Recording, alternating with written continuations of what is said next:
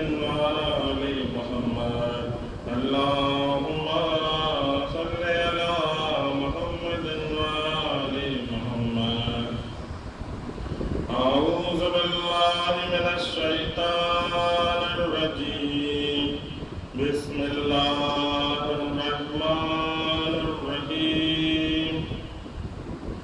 وما تأتيهم من آيات من آيات ربهم إلا كانوا عنها معرضين.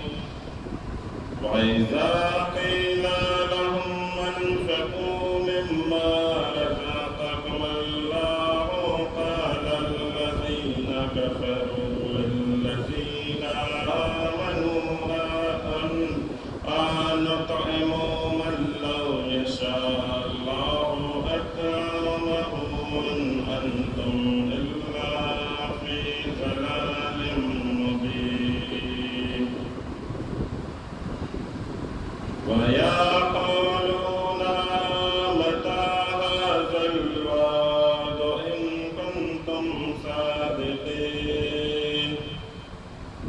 ما ينظرون إلا صيحة واحدة تأخذهم وهم يخصمون فلا يستطيعون توصية ولا إلى أهلهم يرجعون. ونفخ في الصور فإذا هم من الأجداث إلى ربهم ينسلون. قالوا يا ويلنا من بعثنا من مرقدنا هذا ما وعد الرحمن وصدق المرسلون. إن كانت إلا صيحة واحدة فإذا هم جميع لدينا محضرون. فاليوم لا تظلم نفس شيئا ولا تجزون إلا ما كنتم تعملون. إن أصحاب الجنة اليوم في شغل فاكهون. هم وأزواجهم في ظلال على الأرائك متكئون. لهم فيها فاكهة ولهم ما يدعون. سلام قولا من رب رحيم. وامتازوا اليوم أيها المجرمون. ألم أعهد إليكم يا بني آدم ألا تعبدوا الشيطان إنه لكم عدو مبين. وأن اعبدوني هذا صراط مستقيم. ولقد أرسلنا منكم جبلا كثير أفلم تكونوا تعقلون. هذه جهنم التي كنتم توعدون. اصلوها اليوم بما كنتم تكفرون. اليوم نختم على أفواههم وتكلمنا أيديهم وتشهد أرجلهم بما كانوا يكسبون. ولو نشاء لطمسنا على أعينهم فاستبقوا الصراط فأنى يبصرون. ولو نشاء لمسخناهم على مكانتهم صلاتهم فما استطاعوا موتا يوم لا يرجعون ومن نؤمره ننكسه في الخلق أفلا يعقلون وما علمناه الشعر وما ينبغي له إن هو إلا ذكر وقرآن مبين لينذر من كان حيا ويحق القول على الكافرين صدق الله العلي العظيم وصدق نبي الكريم اللهم صل على محمد وآل محمد اللهم صل على محمد وآل محمد اللهم صل على محمد وآل محمد وعجل فرجهم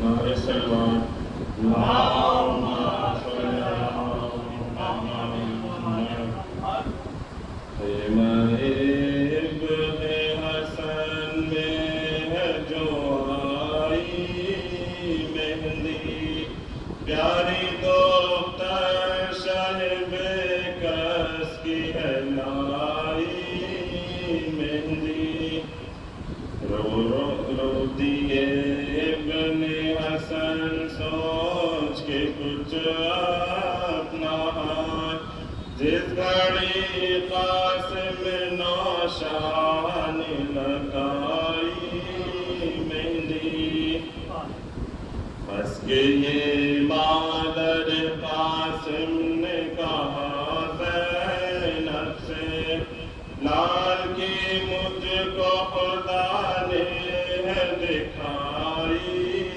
مہندی صحرا باندھے ہوئے میدان میں وہ قتل ہوا بیاہ کی ہائے اسے راس نہ آئی مہندی در خیمہ پہ کھڑی کہتی تھی فضا سب سے دیکھ لو قاسم نوشاہ کی ہے آئی مہندی دیکھ لو قاسم نوشاہ کی آئی مہندی بدل شربت کے پیا دولہا نے آبے خنجر خون میں قاسم نوشاہ کے نہائی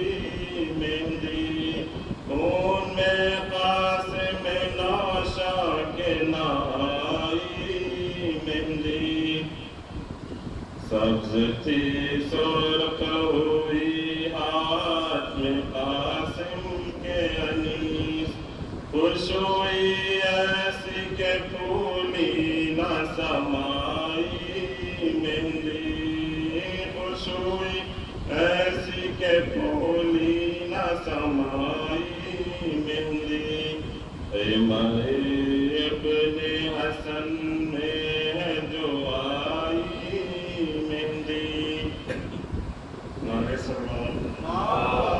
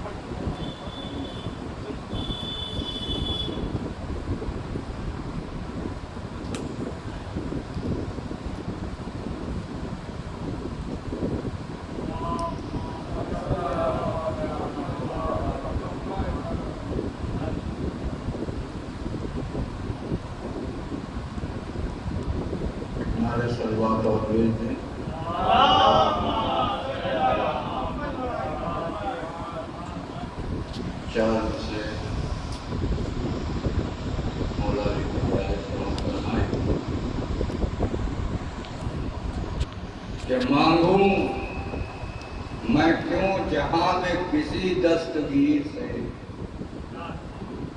مانگوں میں کیوں جہاں میں کسی دستگیر سے، وہ سب کچھ ملا ہے مجھ کو جناب امیر سے۔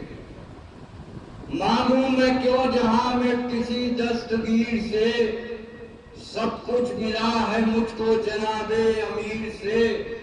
اور نکلے نہ آفتاب تو کوئی غم نہیں ظفر، نکلے نہ آفتاب تو کوئی غم نہیں ظفر، عالم میں روشنی ہے سوائے قدیر سے۔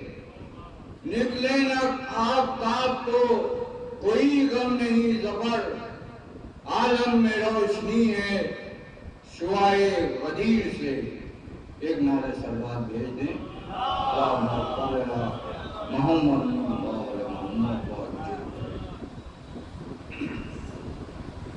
چار مصرے بھی سماعت کرنائے آج کی مناسبت سے ہیں کہ شیریں مزاج لہجے شاہ زمن کی بات، شیریں مزاج لہجے شاہ زمن کی بات، اور مجلس میں ہوگی آج امام حسن کی بات۔ شیریں مزاج لہجے شاہ زمن کی بات، مجلس میں ہوگی آج امام حسن کی بات۔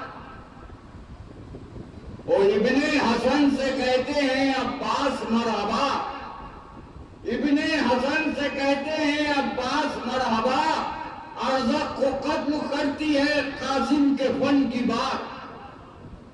شیریں مزاج لہجے شاہ زمن کی بات، مجلس میں ہوگی آج امام حسن کی بات۔ اور ابن حسن سے کہتے ہیں عباس مرحبا، ارزق کو قتل کرتی ہے قاسم کے فن کی بات۔ ایک نعرہ سلوات بھیجے۔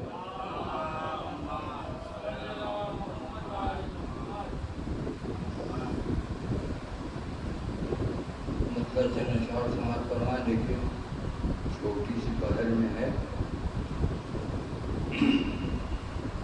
کہ اس طرح دین کی اشاعت ہے، اس طرح دین کی اشاعت ہے، نوک نیزہ ہے اور تلاوت ہے، نوک نیزہ ہے اور تلاوت ہے۔ ذکر شبیر جو بھی کرتا ہے، ذکر شبیر جو بھی کرتا ہے، یہ بھی قرآن کی تلاوت ہے۔ ذکر شبیر جو بھی کرتا ہے، یہ بھی قرآن کی تلاوت ہے۔ وہ معجزہ ہے حسین کے خون کا، معجزہ ہے حسین کے خون کا، دین اسلام جو سلامت ہے۔ معجزہ ہے حسین کے خون کا، دین اسلام جو سلامت ہے۔ اور جس کا رہبر نہیں ہے اب کوئی، جس کا رہبر نہیں ہے اب کوئی، اس کا مذہب فقط جہالت ہے۔ جس کا رہبر نہیں ہے اب کوئی، اس کا مذہب فقط جہالت ہے۔ اب تو کوئی نبی نہ آئے گا، اب تو کوئی نبی نہ آئے گا، تا قیامت فقط امامت ہے۔ اب تو کوئی نبی نہ آئے گا، تا قیامت فقط امامت ہے۔ اور جو زبرداد مومنوں سے ملی، جو زبرداد مومنوں سے ملی، یہ بھی شبیر کی عنایت ہے۔ جو زبرداد مومنوں سے ملی، یہ بھی شبیر کی عنایت ہے۔ ایک نعرہ سلوات بھیجیں۔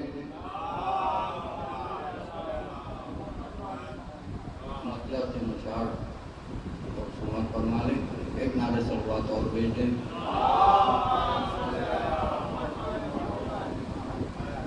مطلب تھوڑے بار حضور دیکھیں گے۔ کہ جس کا ہر ایک عمل دین کا زیور ہوگا، جس کا ہر ایک عمل دین کا زیور ہوگا، وہ محمد کا نواسا دل حیدر ہوگا۔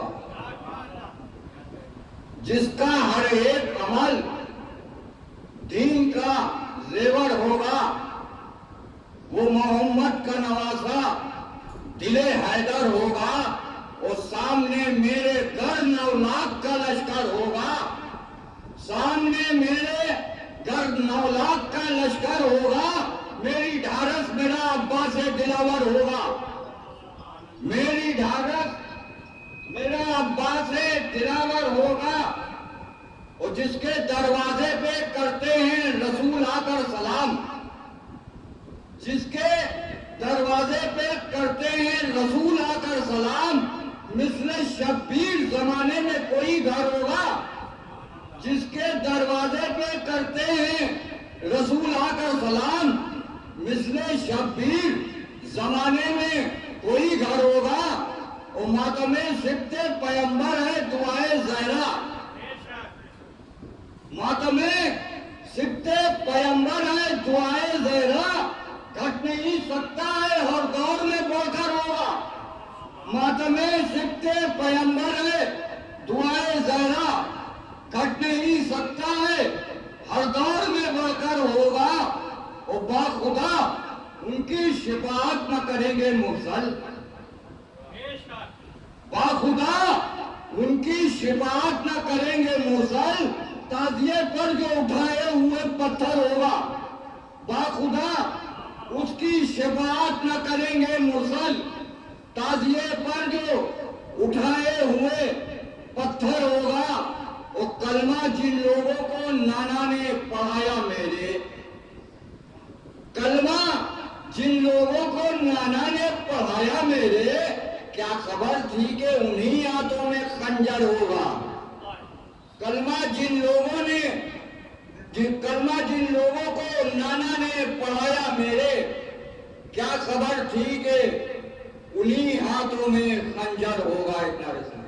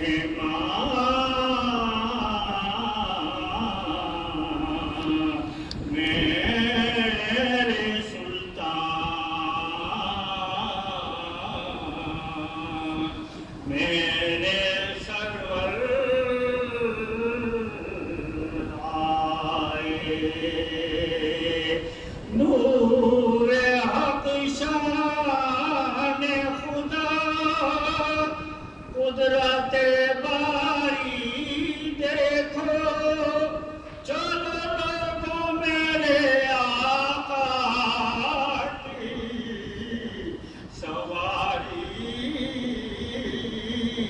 देखो, चलो लोगों मेरे आका की सवारी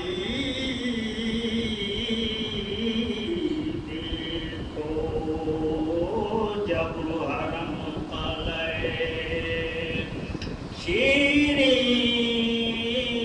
के बराबर आए, आए हैदरी सब में हुसैनी अलमाते होंगे, हैदरी सब में हुसैनी अलमाते होंगे। ओ हाशमी दबदबा हाशिम का दिखाते होंगे, नौबती दाखिले का तबल बजाते होंगे। और खिज़्र इस काफ़िले में पानी पिलाते होंगे, हैदरी सब में हुसैनी अलमाते होंगे। दिल को नूरे रुखे मौला से तसल्ली होगी, कोह पर दूर के माननी तजल्ली होगी, कोह पर दूर के माने तजल्ली होगी। जब हरम तले शीरी के बराबर आए। सल्लल्लाहु अलैहि वसल्लम। जिनसे रोशन है मदीना वो कमर आते हैं, जिनका मकान है नजफ में वो मेरे घर आते हैं। और ये खबर इसको न थी, नेज़ों पे सर आते हैं, जिनका घर अर्श पे है वो मेरे घर आते हैं। कह रही थी के इमाम दो सहराते हैं, ऐ मुसलमानों मुबारक हो हुसैन आते हैं, मुसलमानों मुबारक हो हुसैन आते हैं। जब हरम तले शीरी के बराबर आए। सल्लल्लाहु अलैहि वसल्लम। हाय मेरी बीबी की अमीराना सवारी होगी, राके पर अर्श के मानिंद सवारी होगी, मसनद नूर पे कसरी की वो प्यारी होगी, पोशाक भी भारी होगी।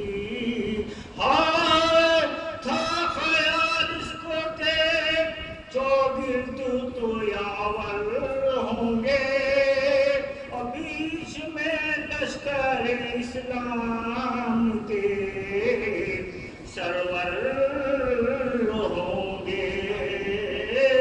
हाय अब्बास वली तो ज़ैनब के बराबर होंगे, पर जब महमिल का संभाले अली अकबर होंगे, पर जब महमिल का संभाले अली अकबर होंगे। मां न महमिल था न हवर थी न जियाई थी, सर शबीर के हमराह बहन आई थी, सर शबीर के हमराह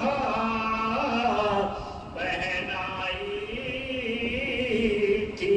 जब हरम कलए शीरी के बराबर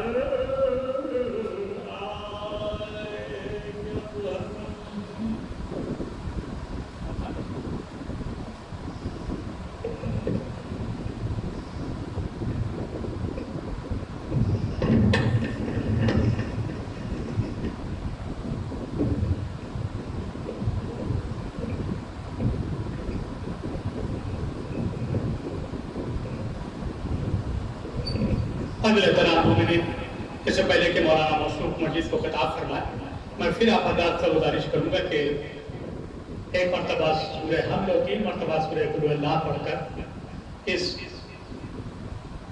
हुसैनिया के बानी सालिम साहब, उनके दीगर खानदान वालों और राजा साहब के छोटे बेटे और उनके भाई के लिए और दीगर मोमिनीन के लिए एक सूरह फातिहा साले सवाब का है।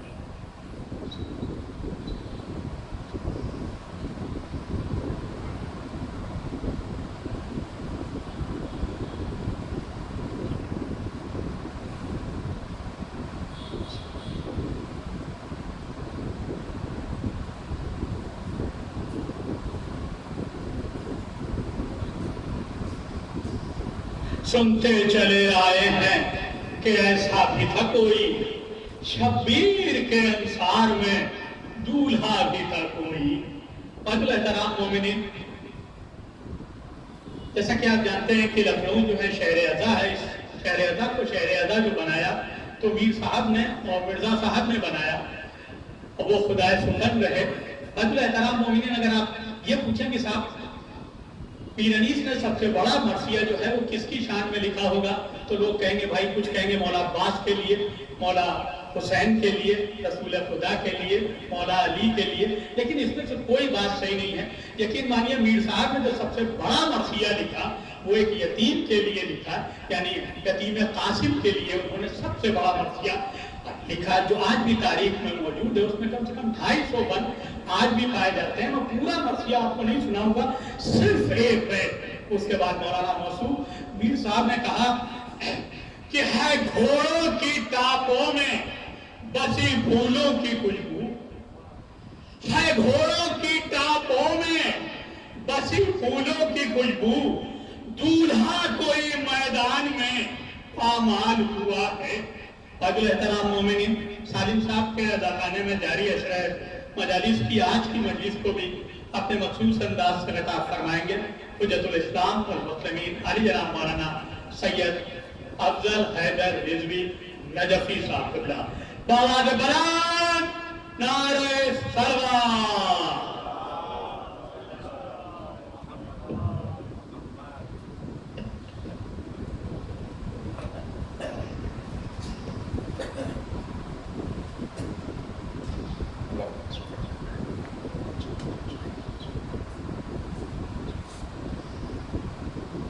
फातिहा।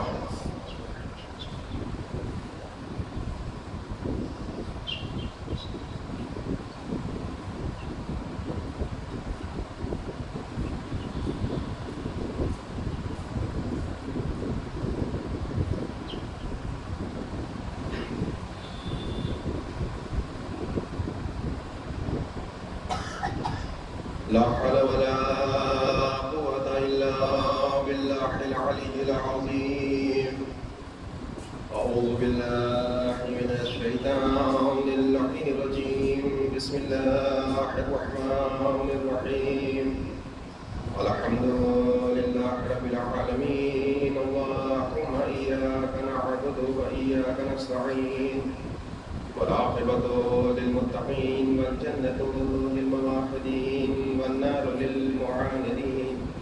على أشرف الأنبياء والمرسلين سيدنا حبيب قلوبنا وطبيب نفوسنا أبي القاسم محمد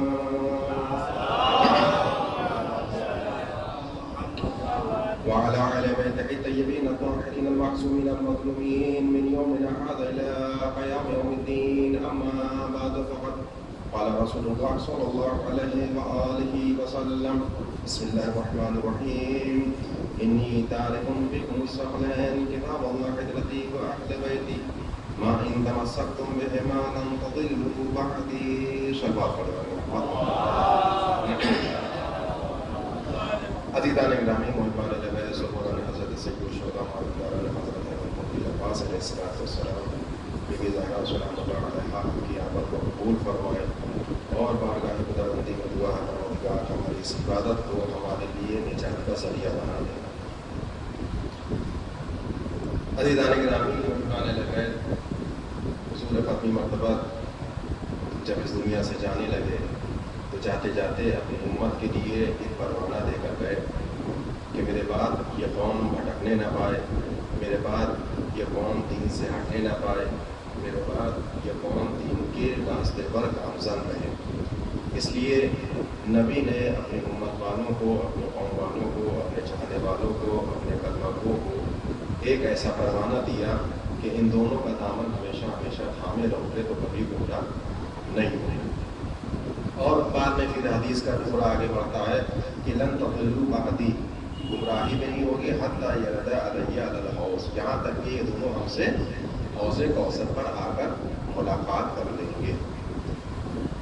حبیب کا ان دونوں راستوں پہ ہم کو چلانا اور اللہ کے پیغام کو، اللہ کے حکم کو ہم تک لے کر آنا، یہ نبی کا عمل تھا کہ ادھر کی سارے احکامات، سارے فضائل، سارے اصول، سارے قوانین اللہ کی جانب سے لکھتے تھے اور ہمارے درمیان میں دیتے تھے. ایسا نہیں ہے کہ اللہ خود آیا ہو اور ہم کو سارے احکام دیا ہو. اللہ ہم تک پہنچ نہیں سکتا اور ہماری اتنی حیثیت نہیں ہے کہ ہم اس تک چلے جائیں. تو لانے والا نبی، پہنچانے والا نبی. سوال یہ پیدا ہوتا ہے کہ جب لانے والا بھی ایک نبی، پہنچانے والا بھی ایک نبی، شریعت بتانے والا بھی ایک نبی، اور جو شریعت بتائی وہ اسلام بھی ایک، تو آخر مسئلہ کیا ہے کہ یہ دنیا چلتے چلتے یہ 73 فرقوں میں بٹ گئی. بھائی اللہ بھی ایک ہے، اس کا نبی برحق بھی ایک ہی تھا جو آخر میں آیا، اور اس نے ایک ہی اسلام بتایا. تو آخر ایسی کیا وجہ ہو گئی کہ اسلام چلتے چلتے یہ 73 فرقوں میں بڑھتی چلی گئی؟ تو اصل معاملہ یہ ہے کہ دیکھیے نبی نے ایک ہی اسلام دیا، نبی نے ایک ہی دین پہنچایا. معاملہ یہاں پر یہ ہے کہ ہر دھرم کے ٹھیکیداروں نے اپنے اپنے حساب سے اپنی دکان چلانے کے لیے اپنا اپنا اسلام بنا دیا. جو مذہب کے ٹھیکیدار ہوتے ہیں انہوں نے اپنے حساب سے اپنا اپنا اسلام بنا لیا. کیوں؟ کیونکہ اپنی دکان چلتی رہے. جو جیسا اسلام بتائے گا اس کا ویسا خریدار ہوگا. ہم اس کے اپوزٹ ہوں گے تبھی ہمارے خریدار آئیں گے. لوگ اپنے اپنے حساب سے اپنا اپنا اسلام بناتے چلے گئے. اسی لیے ہمارے درمیان میں 73 فرقے بڑھتے چلے گئے. لیکن مسئلہ یہ ہے کہ 73 فرقے بڑھ تو گئے ہیں اور نبی نے یہ بھی کہا ہے کہ دیکھو بنیں گے 73. ابھی تو کچھ بھی نہیں ہے.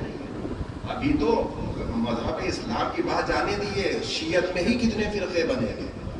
یہ تو اسلام کی بات ہو رہی ہے. شیعہ میں نہ جانے کتنے فرقے بن گئے ہیں اور ابھی آنے والے نسلوں میں بنتے جائیں گے. اسی لیے نبی کہہ کر گئے 73 فرقے. تو 73 فرقے ابھی نہیں ہوئے ہیں. ابھی 73 فرقے ہونا باقی ہے. ایک جملہ یاد رکھیے گا عزیزان گرامی, یہاں جو باتیں ہوں گی کہ فلاں اخباری ہے, فلاں ملنگی ہے, فلاں ایسا ہے, فلاں اصولی ہے, فلاں حدیثی ہے, جو کچھ بھی ہے, ہم سے بڑھ کر علی کا ملنگی کون ہو سکتا ہے؟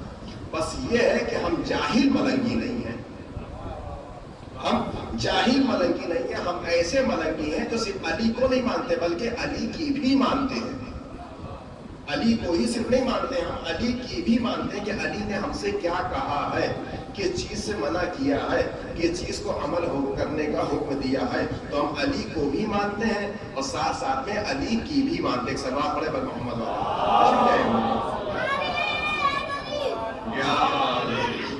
اللہم صلی علی محمد وآل محمد. تو اپنے اپنے حساب سے انسانوں نے گھر بنانا, اپنے اپنے حساب سے اسلام بنانا, اور رسول کہہ کر گئے کہ 72 کو جہنم میں پھینکوں گا, صرف ایک ہی کو جنت میں جانے دوں گا. تو آخر ایک کون سا ہے اور 72 کون سے ہیں؟ بھائی ہر مذہب والا کہہ رہا ہے کہ ہمارا عقیدہ اچھا ہے, ہم کامیاب ہوں گے. ہر مذہب والا کہہ رہا ہے کہ ہم اچھے, چاہے جس مذہب کا ہو, ضروری نہیں وہ اسلام کے مذہب کا ہو. بدھسٹ بھی ہیں, ہندوز بھی ہیں, عیسائی بھی ہیں, یہودی بھی ہیں. ہر مذہب والا اپنے اپنے مذہب کو اچھا کہہ رہا ہے, اور کہنا بھی چاہیے بھائی, ان کا اپنا عقیدہ ہے.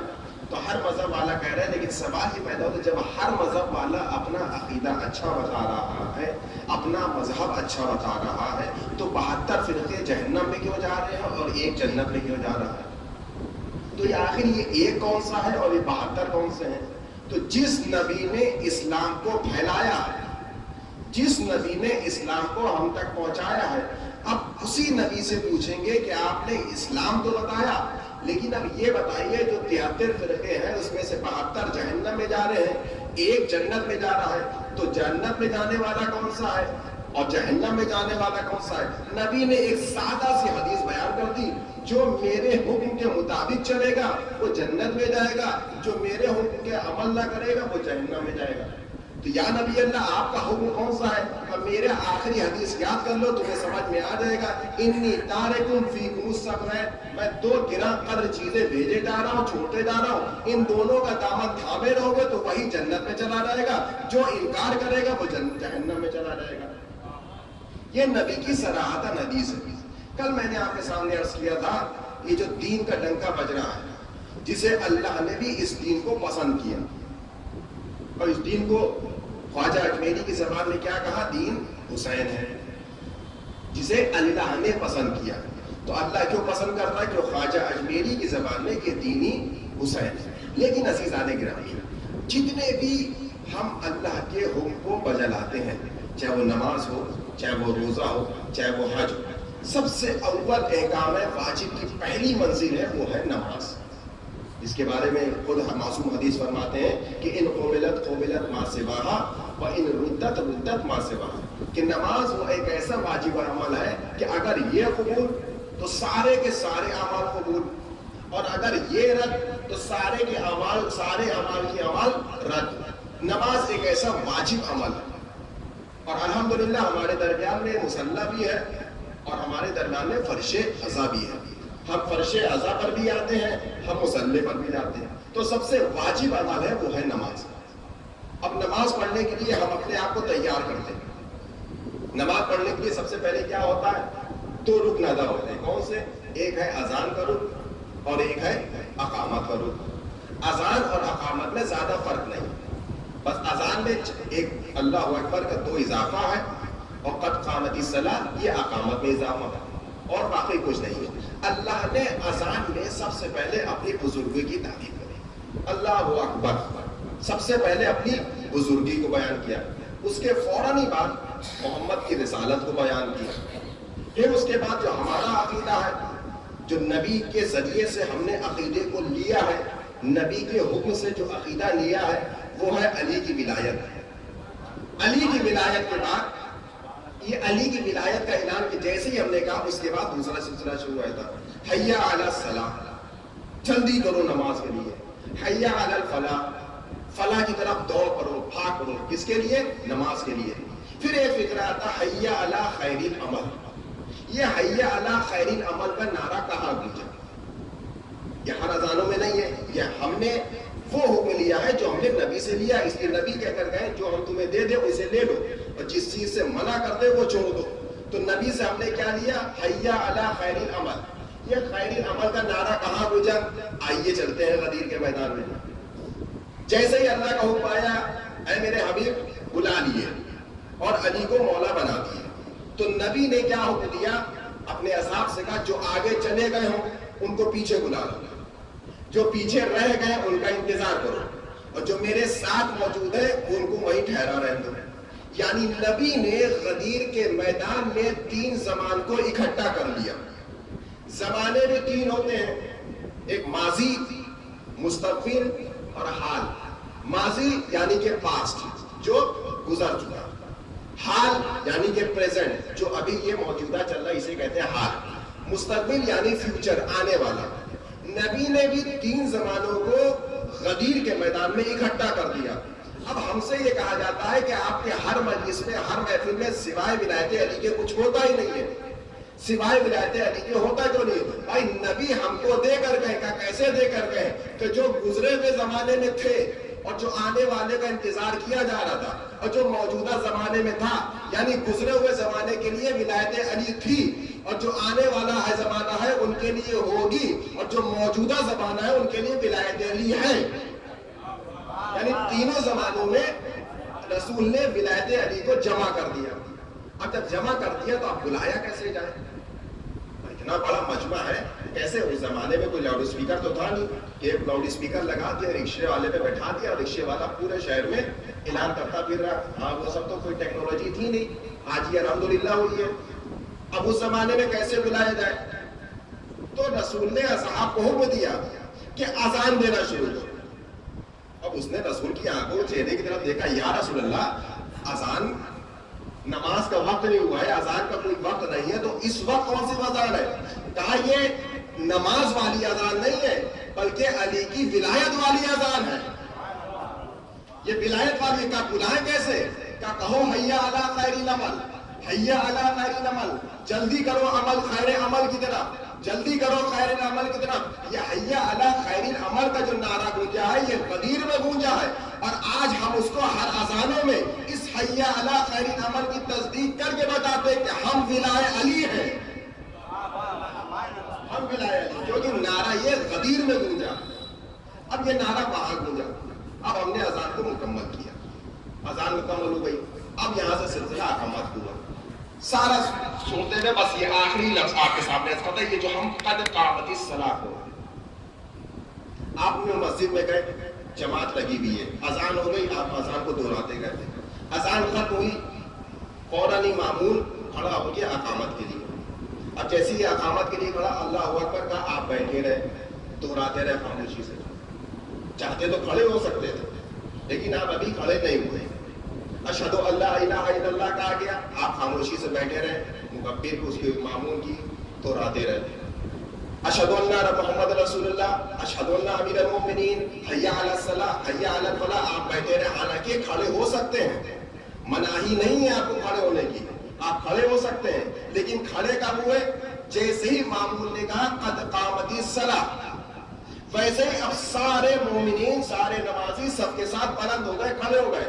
تو کہا اصل میں معاملہ کیوں, کھڑے کیوں ہوئے؟ اللہ اکبر مامون نے کہا, کھڑے ہو سکتے تھے لیکن کھڑے نہیں ہوئے. اشہد ان لا الہ الا اللہ کہا, کھڑے ہو سکتے تھے لیکن نہیں کھڑے ہوئے. اشہد ان محمد رسول اللہ, کھڑے ہو سکتے تھے لیکن نہیں کھڑے ہوئے. حی علی الصلاۃ, حی علی الفلاح, حی علی خیر العمل, نہیں کھڑے ہوئے. جیسے ہی مامون نے کہا قد قامت الصلاۃ, تمام سب کے سب بلند ہو گئے, کھڑی ہو گئی. تو اس میں معاملہ کیا ہے, کیوں کھڑے ہوئے؟ اب ایک روایت سناتا ہوں. کہ اس لیے کھڑے ہوئے کہ جب ہمارے آخری امام کا ظہور ہوگا,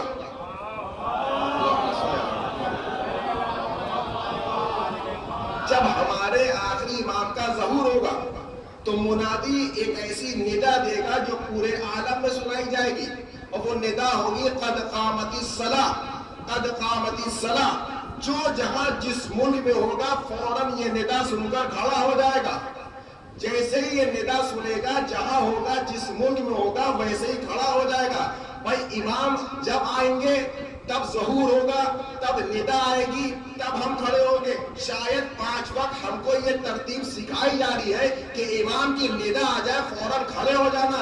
شاید آج اسی لیے ہم اپنی اقامتوں میں جیسے ہی قد قامت الصلاۃ ہوتا ہے بلند ہو جاتے ہیں۔ یہ آج بلند ہونے کی ترتیب اس لیے سکھائی جا رہی ہے کہ امام کی ندا آ جائے، امام کی تعظیم کے لیے کھڑے ہو جائیں۔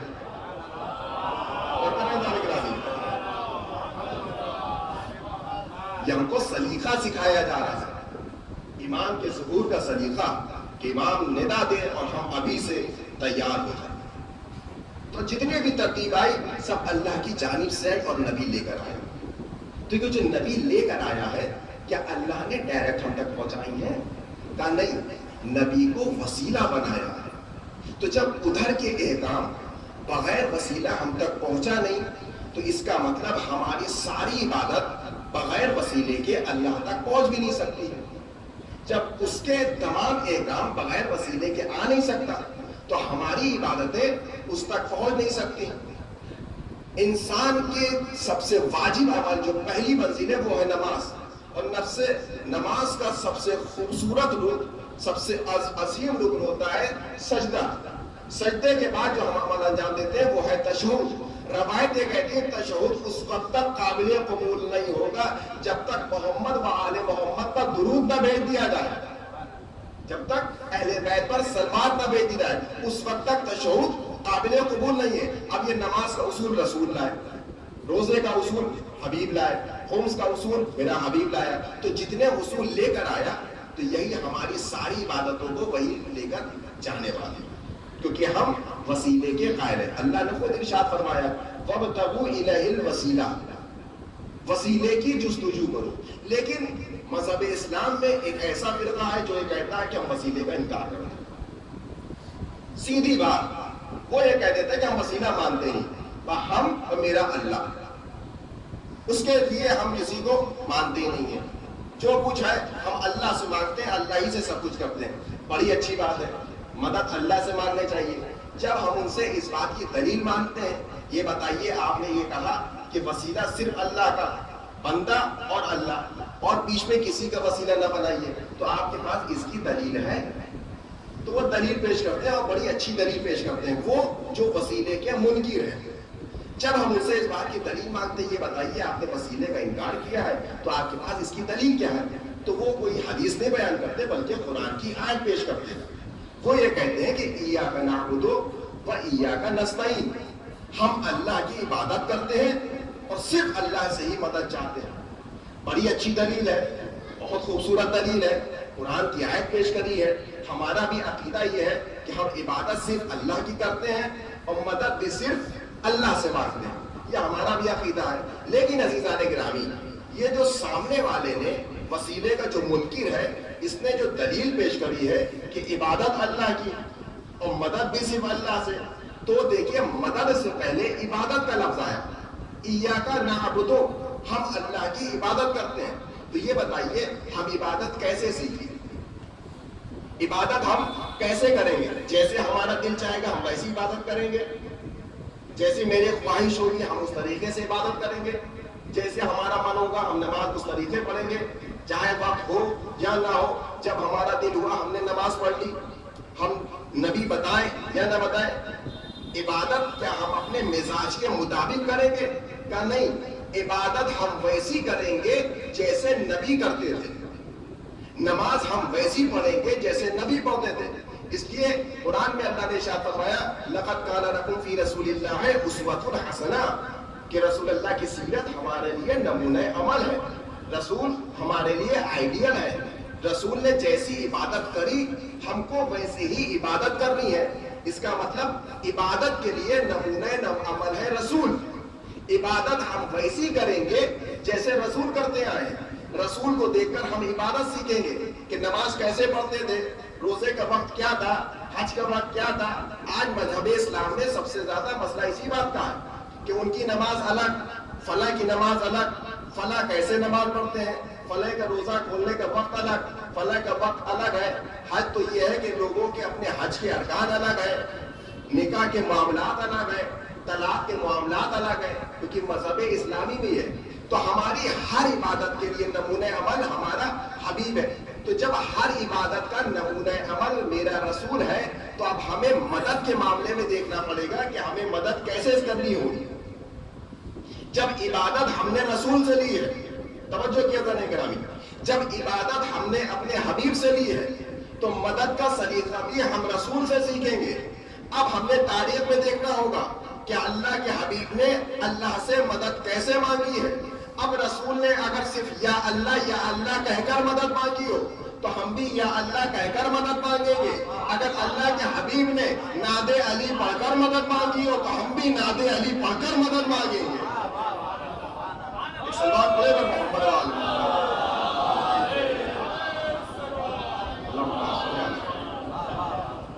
ہر چیز میں ہمارے لیے نمونہ عمل, ہمارا آئیڈیل ہمارا حبیب ہے. اسی لیے نبی کہتے سلو کما رأیتمونی اصلی, نماز ویسے پڑھنا جیسے مجھے پڑھتے ہوئے دیکھو.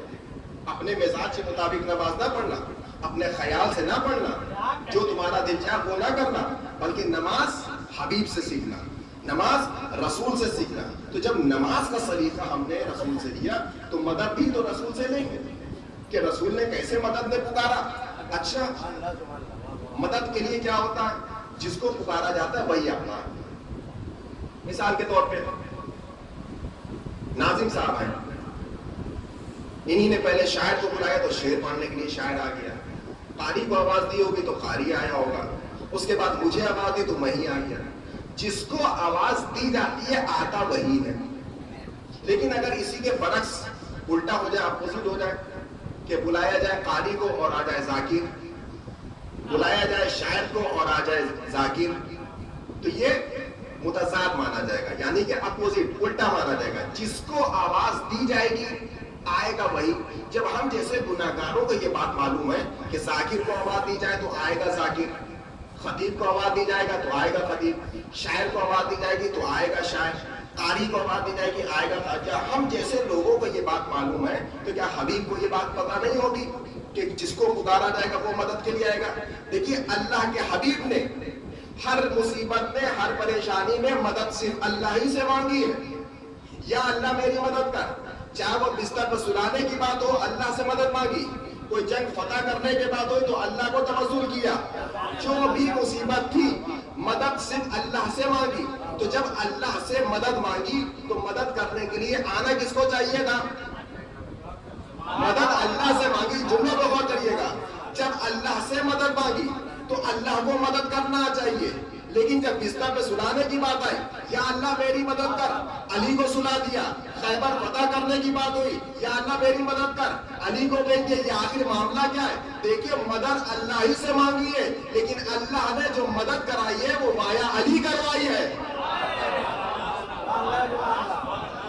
تو مایا علی کروائی ہے, مدد اللہ ہی نے کری ہے لیکن علی کے ذریعے کری ہے. ایک سلوات پڑھے بر محمد وعلا. مدد اللہ ہی کرتا ہے, اور ہمارا بھی عقیدہ یہ ہے, ہم صرف مدد اللہ سے مانگتے ہیں, کسی اور کے در پہ نہیں جاتے ہیں. لیکن اللہ نے ہمیں کچھ در دکھا دیے ہیں, کچھ در ہمیں بتا دیے ہیں کہ در در بھٹکنے کی ضرورت نہیں ہے, بس ایک در ہے, اسی در پہ جانا. اور وہ در کون سا ہے؟ آئیے رسول کی زبانی سن لیتے ہیں. وہ در کون سا ہے ہم نہیں بتائیں گے, ہم صرف رسول کی زبانی, کیونکہ ہمارے لیے نمونہ عمل رسول ہے. قرآن میں آیت ہے نمونہ عمل ہر چیز کا. تو آئیے کون سا ایسا در ہے, ہم کس در پہ جائیں گے؟ رسول جب کبھی جنگ سے باہر چلے جاتے تھے, رسول کا ایک مشغلہ کیا تھا؟ نماز پڑھانے جائیں در زہرہ پر آ کر سلام کریں, نماز پڑھا کر پلٹیں در زہرہ پر سلام کریں. تو رسول کا یہ مشغلہ رہتا تھا, 5 وقت میں 10 مرتبہ آتے تھے کم سے کم. اس کے بعد دن بھر کتنی مرتبہ آتے ہو وہ رسول آتے, لیکن 5 مرتبہ کم سے کم آتے ہی تھے. 5 وقت نماز پڑھانے جا رہے تو سلام کر رہے ہیں, نماز پڑھا کے آ رہے تو در زہرہ پر سلام کر رہے ہیں. ایک مرتبہ روایت یہ کہتی کہ رسول کسی جنگ کے سلسلے سے مدینے سے باہر گئے. جب رسول مدینے سے پلٹ کر آئے, آتے ساتھی جیسے آئے, آنے کے بعد اپنی شہزادی جناب فاطمہ زہرا سلام اللہ علیہ کا در پڑا. میں ایک جملہ کروں گا اور آپ کا ذہن فوراً اس کی طرف دوڑ جائے گا. جیسی رسول خانہ زہرا میں آئے، آنے کے بعد کہتے ہیں بیٹی کو سلام کیا، بیٹی نے جواب میں سلام دیا. جو رسول اللہ نے ایک بات کہی، انی اجدو فی بدنی ذوفا، اے میری بیٹی، میری لگتے جگر، میں اپنے بدن میں ایک ذوف محسوس کر رہا ہوں، اپنے بدن میں ایک کمزوری محسوس کر رہا ہوں. یہ حدیث قصہ کا جملہ. رسول اللہ جب اپنی بیٹی کے گھر آئے، انی اجدو فی بدنی ذوفا، اے میری بیٹی، اے میری لگتے جگر، میں اپنے بدن میں ایک کمزوری، ایک نقاہت محسوس کر رہا ہوں. اچھا، ہمارے اور آپ کے گھر میں کیا ہوتا ہے؟ جب باپ دن بھر کا تھکا ہارا گھر میں آتا ہے، اپنی بیٹی یا بیٹے سے کہتا ہے کہ آج بڑی نقاہت، بڑی کمزوری ہے، تو وہ کیا کرتی ہے بیٹی؟ اگر بہت زیادہ طبیعت خراب ہے تو میڈیسن دے دے گی، یا اگر کم ہے تو وہ کچھ قہوہ بنا کے دے دے گی، چائے بنا کے دے دے گی، کافی بنا کے دے دے گی، یا کچھ نہیں تو گلوکوزی بول کے دے دے گی کہ میرے بابا کی کمزوری ہے، تھوڑی دیر آرام کریے اور نقاہت دور ہو جائے گی.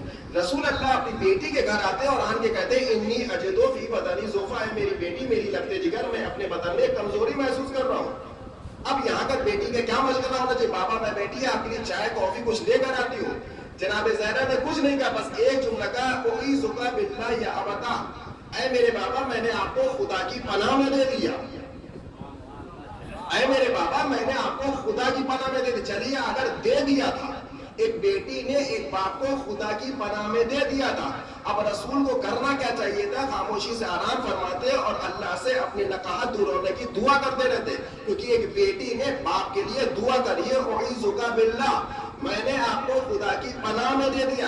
جب پناہ میں دیا تو بیٹھ جانا چاہیے. رسول اللہ بیٹھے نہیں، بلکہ جملہ پلٹ کر کہتے ایتینی بالکساء الیمانی، اے بیٹی ذرا مجھے چادر یمانی دے دو. میں کہوں گا یا رسول اللہ، جب نقاہت دور کرنے کے لیے آپ کی بیٹی نے دعا دے دی تو آپ چادر مانگنے کی کیا ضرورت تھی؟ کہا میں چادر نہیں مانگ رہا ہوں، پناہ خدا میں جانے کا راستہ دکھا رہا ہوں، خدا تک پہنچنے کا راستہ دکھا رہا ہوں اور امت والوں کو ایک در دکھا کے جا رہا ہوں. اچھا، اس وقت جب رسول ہمارے گھر میں، یا ہم سب مثال کے طور میں، ہماری بیٹی ایک اس عمر پہ پہنچی، اس کی شادی ہو جائے اور باپ کو کوئی بیماری یا کچھ بھی ہو، تو کیا وہ اپنے داماد کے گھر جائے گا؟ وہ اپنی زوجہ کے گھر آئے گا، اپنے بچوں کے گھر آئے گا، بیٹے کے گھر آئے گا. نہ کہ رسول اللہ اپنی بیٹی داماد کے گھر چلتے چلے گئے. رسول اللہ کے اس ٹائم 9 حجرے تھے، 9 حجرے میں کسی کے پاس چلے جاتے اور نکاح کی بات کرتے تھے. ان 9 حجروں کو چھوڑ کر رسول اپنی بیٹی کے در پر آ گئے. رسول اللہ وجہ کیا ہے؟ اپنے داماد کے گھر آ گئے، اپنے کسی زوجہ کے گھر نہیں گئے. کہ میں دنیا والوں کو بتانا چاہ رہا ہوں، جب رسول کو پریشانی ہوتی ہے صرف ایک ہی در نظر آتا ہے. جب امت والوں کو پریشانی ہے تو در در بھٹکنے کی ضرورت نہیں ہے، در زہرا پر جانا ساری پریشانی دور ہو جائے گی.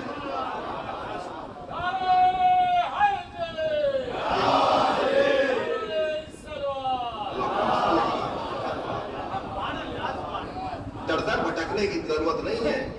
رسول اللہ ہمیں در دکھا کر چلے گئے. در زہرا ہی ایک ایسا گھر ہے جو ہر پریشانی کا حل اس در سے ہے. جب اس حبیب کبریا کو پریشانی ہو تو اس در پر آئے، تو ہماری اور آپ کی اوقات کیا؟ ہمارا تو وابستہ اسی گھرانے سے. اب جب نبی کو چادر مل گئی، اب شہزادی ارشاد فرماتی ہیں، انی انظر اتوجہ، میں اپنے بابا کے چہرے کی طرف نظر کر رہی تھی. فلم اکتملن جمیعا، جب میں یہ سارا منظر دیکھ رہی تھی، جیسی میرے بابا نے چادر اوڑھی، میرے بابا کا چہرہ 14ویں کے چاند کی طرح چمکنے لگا. جیسی چادر تدیر کے نیچے آئے ویسے ہی چمکنے لگے. اب حدیث قصہ کا سلسلہ شروع ہوتا چلتا چلا گیا. پہلا شہزادہ داخل ہوا. جیسی داخل ہوا، اماں کو سلام کیا.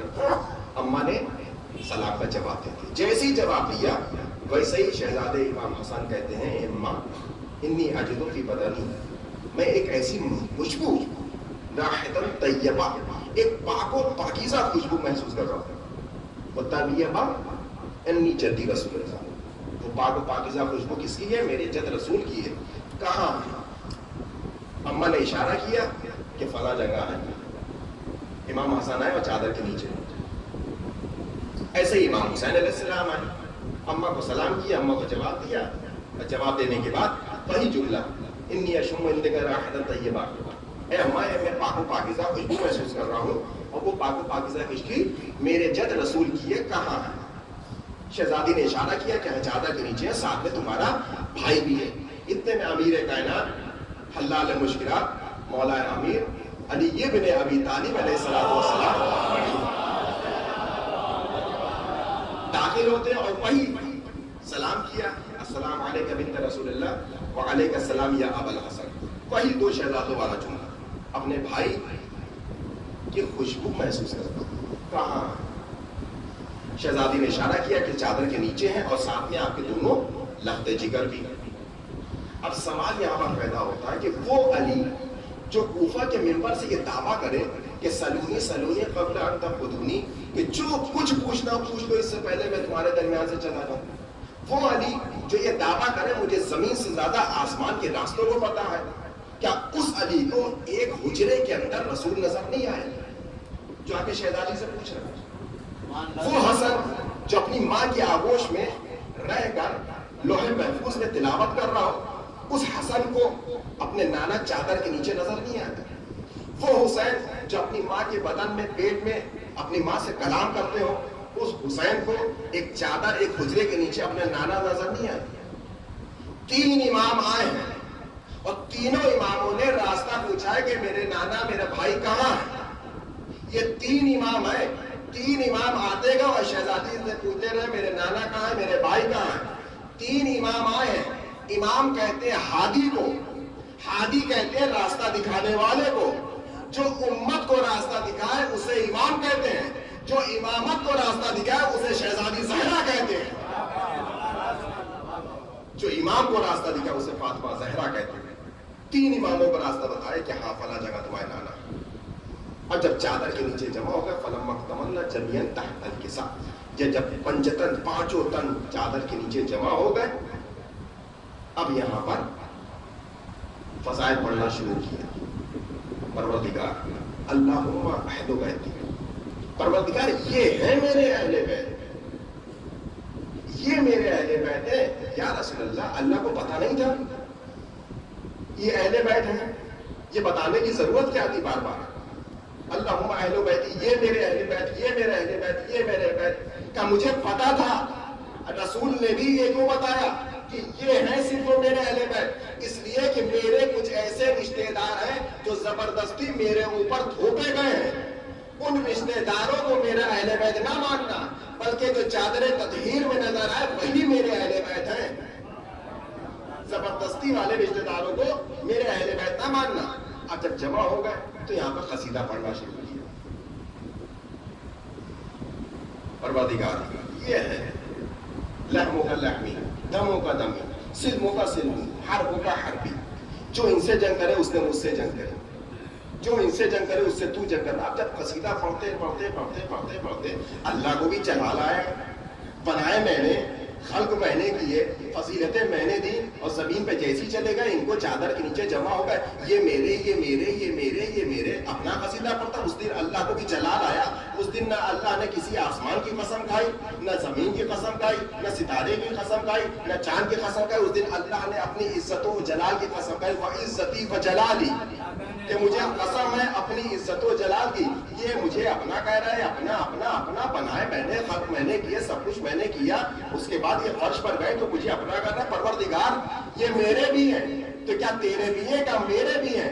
تو آج ایک سے وعدہ کرتے ہیں، کہ وعدہ کیا ہے؟ کہ وعدہ یہ کرتے ہیں کہ جو ان سے جو جنگ کرے اس سے تو جنگ کرنا، جو ان کو راضی رکھے اس سے تو راضی ہونا۔ اگر امت مسلمہ کو کسی کو رضی اللہ بننا ہے تو پہلے شہزادی زہرا کو راضی کرے۔ ایک صلوات پڑھے بر محمد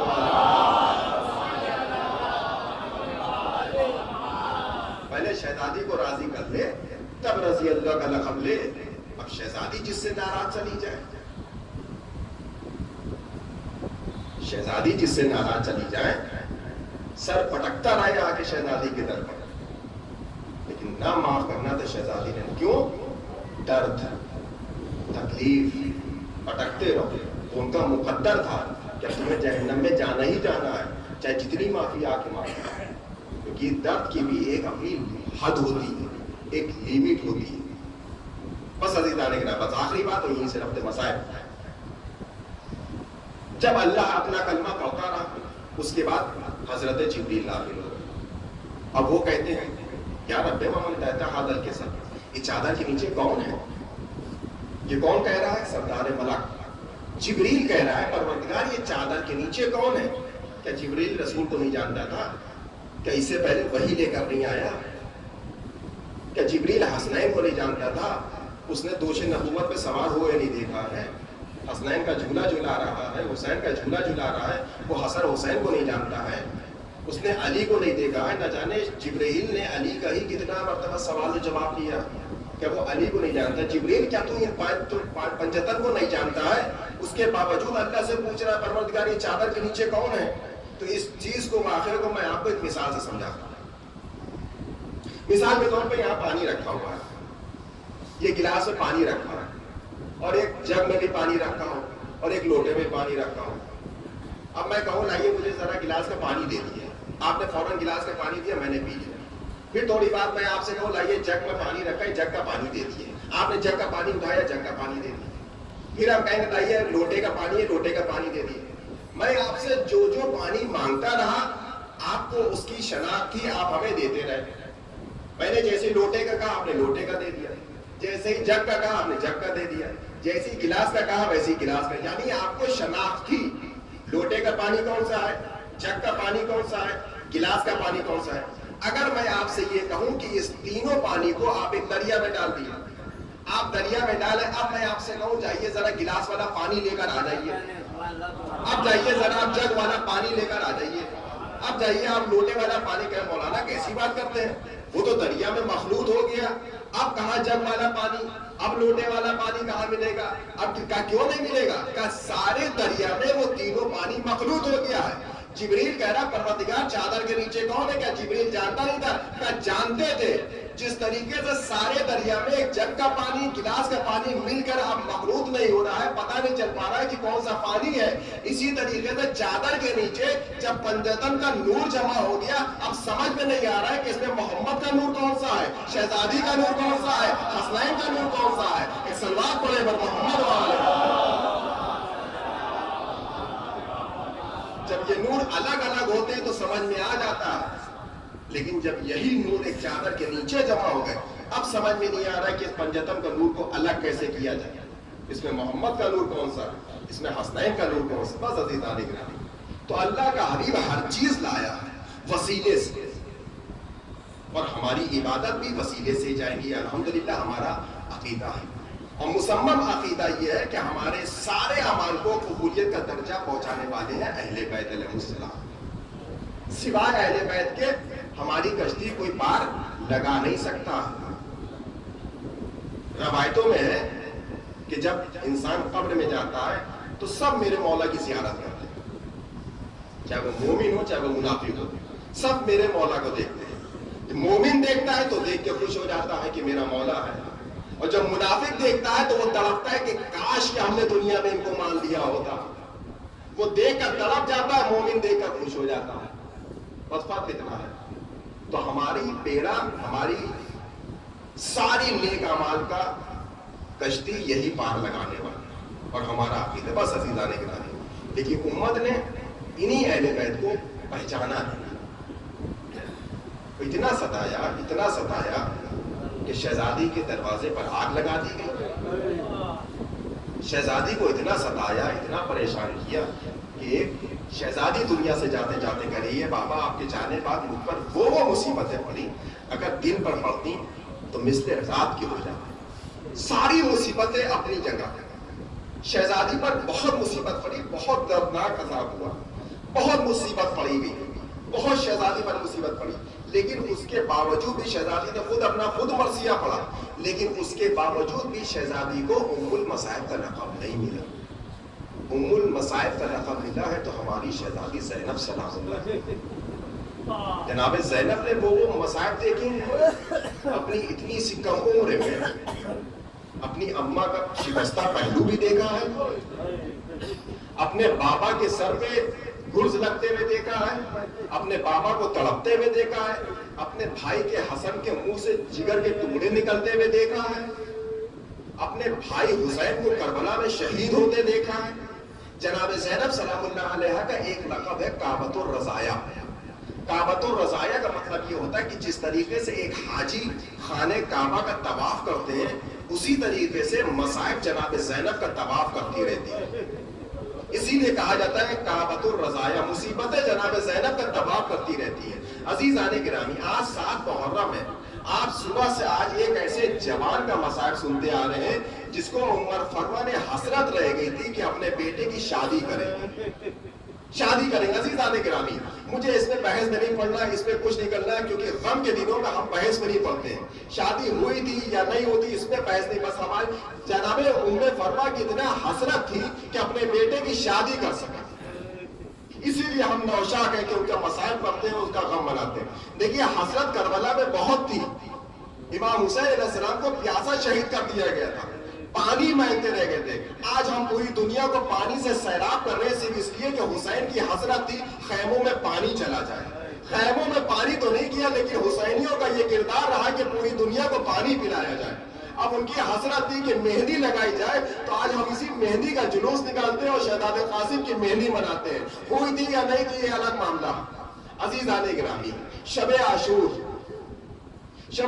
آئیے تو جناب علی اکبر علیہ السلام اور مولا عباس علیہ السلام دونوں گفتگو کر رہے ہیں.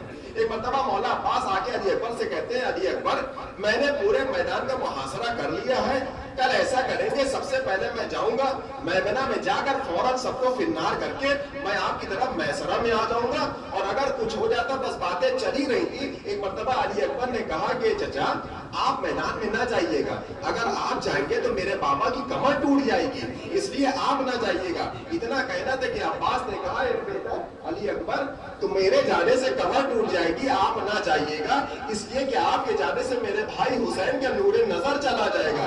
یہ دونوں میں باتیں ہو ہی رہی تھی. ایک مرتبہ 14 برس کا شہزادہ آیا اور آپ کے کہتا ہے کہ آپ کے جانے سے میرے چچا کی آنکھوں کا نور چلا جائے گا. اے چچا آپ کے جانے سے میرا حسین کی کمر ٹوٹ جائے گی، کیونکہ میں یتیم ہوں، میرے جانے سے حسین پہ کچھ نہیں ہوگا، مجھے جانے دیجیے گا. ارے اتنا کہنا تھا. ایک مرتبہ حسین خیمے سے باہر نکلے اور قاسم کو گلے سے لگا لیا کہ بیٹا قاسم تم ان دونوں سے زیادہ تم مجھے عزیز ہو. ارے تم میرے بھائی حسن کی آخری نشانی ہو. ارے میں تمہیں جانے نہیں دے سکتا ہوں. لیجیے صبح نمودار ہوئی، ایک ایک کا لاشا آتا جا رہا ہے. قاسم نہ جانے کتنی مرتبہ حسین سے اجازت مانگی، اے ابو جان مجھے بھی جانے کی اجازت دیجیے، لیکن حسین جانے نہیں دیتے ہیں. جب بار بار اجازت مانگی لیکن حسین نے انکار کیا. ایک مرتبہ قاسم سر کو جھکائے ہوئے ام فروا کے پاس آئے اور آن کے کہتے ہیں اماں جب بھی چچا کے پاس جاتا ہوں تو یہی کہہ کے واپس کر دیتے ہیں کہ تم میرے بھائی کی نشانی ہو، تمہیں جانے نہیں دے سکتا ہوں. اتنا کہا. ایک مرتبہ ام فرما کے حسن کی وصیت یاد آ گئی کہ جب بھی حسین پہ مصیبت پڑے یہ حسن کے بازو میں تعویذ بندہ ہے، اسے کھول لینا. ارے آج سے مصیبت زدہ کون سا دن ہو سکتا ہے؟ زہرا کا ماں جایا درگاہ آدم میں گرا ہو، اس سے بڑی بھی کیا مصیبت ہو سکتی ہے؟ لیجیے ام فرما نے تعویذ کو کھولا. اب جیسی تعویذ کھولا اس میں پہلا جملہ لکھا تھا، اے میرے بھائی بیٹا حسن، اے بیٹا قاسم، جب بھی میرے بھائی حسین پر کسی مصیبت پڑے تو یہ تعویذ کھول کر میرے بھائی حسین کو پڑھانا. اتنا کہنا تھا کہ قاسم خوش ہو گئے، خوشی خوشی آئے کہ امو جان آپ اجازت نہیں دے رہے، یہ لیے میرے بابا کی وصیت. اب جیسے حسین نے وصیت پڑھی کہ ہائے رے میرا بھائیا کہ مجھے ایسی مصیبت میں یاد کیا، میرا بھائی حسن نے اتنی پریشانی میں مجھے یاد کر لیا. لیکن بھائی کی وصیت تھی. لیجیے قاسم کو اجازت دی گئی. بس آخری روایت اور ختم دعا. لیجیے قاسم کو اجازت ملی. قاسم میدان میں آئے. جیسے دیکھا کہ یہ چھوٹا بچہ ہے، عمر ساتھ ازرق سے کہتا ہے ازرق جاؤ تم اس سے جنگ کرو. ازرق نے کہا چھوٹا بچہ ہے اس سے میں کیوں جنگ کروں؟ اس نے اپنے ایک بچے کو بھیجا، قاسم نے اسے وہی فنار کر دیا. دوسرے کو بھیجا، وہی واسطے جہنم کر دیا. 4 بیٹوں کو جب بھیج چکا ایک مرتبہ ازرق کے غصہ آیا اور غصے کی عالم میں جیسی میدان میں آیا قاسم پہ چاہا کہ وار کرے، کیونکہ آل محمد کے بچے تھے، وار نہ کر سکے. جب ازرق کو سمجھ میں آ گیا یہ عباس کا شاگرد ہے، ایسے نہ آئے گا، تو اس ملعون نے قاسم کے گھوڑے کی ٹانگوں کو کاٹ دیا. اب جیسے ہی ٹانگ